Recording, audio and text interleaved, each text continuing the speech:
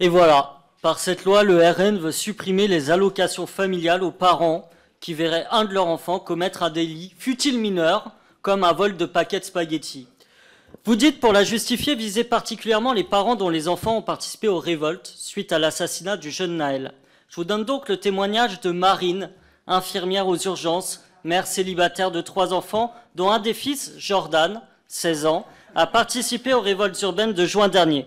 Il s'est fait arrêter et condamné. Ce soir-là, je n'étais pas à la maison.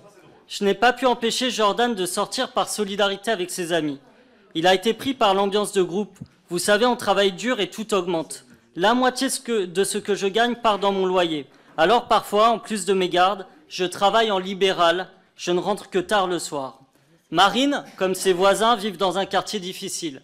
Ils se couchent tard et se lèvent tôt, travaillent dans les hôpitaux, font le ménage, se cassent le dos sur les chantiers.